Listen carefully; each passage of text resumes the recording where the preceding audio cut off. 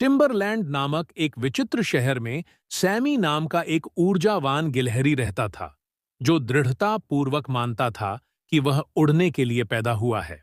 अपने साथी गिलहरियों के विपरीत, जो एक शाखा से दूसरी शाखा पर छलांग लगाने में ही संतुष्ट रहते थे, सैमी ऊंचे पेड़ों से भी ऊपर उड़ने, बादलों को छूने और सूरज को चिढ़ाने का सपना देखता था। जंगल में सैमी की महत्वाकांक्षाओं के बारे में कानाफूसी होने लगी। उसे थोड़ा पागल समझा जाने लगा।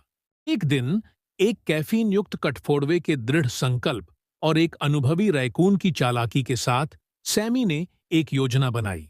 उन्होंने पक्षियों के घोंसलों से विभिन्न प्रकार की पत्तियां, टहनियां और पंख इकट्ठा किए, जो उन्हें उधार मिल सके, और इस दौरान वे क्रोधित नीलकंठों से बचते रहे। इस बेमेल संग्रह से सैमी ने एक ऐसी चीज बनाई जो कुछ हद तक पंखों के जोड़े जैसी दिखती थी। अपने छोटे से दिल में घबराहट और उत्साह के साथ सैमी सबसे ऊंचे पेड़ पर चढ़ गया, जो ग्रैंडपा ओक के नाम से जाना जाता था।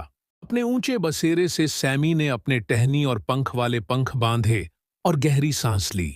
यहां कुछ नहीं है, वह चीखते हुए बोला, और खुद को खुले आसमान में उछाल दिया।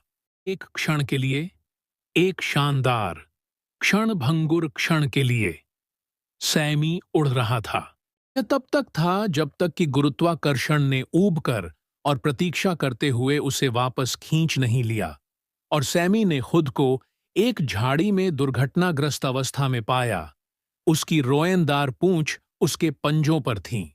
जंगल में हंसी की गूंज उठी। आमतौर पर शांत रहने वाले उल्लू लगभग अपनी शाखाओं से गिरने लगे। सैमी अपने ऊपर से धूल झाड़ते हुए, बिना किसी बाधा के, हंसते हुए अपनी अगली आकाशीय साहसिक यात्रा की योजना बना रहा था, क्योंकि गिलहरी के सपने उनके बलूत के भंडार की तरह बहुत ही आग्रहपूर्ण चीजें हैं।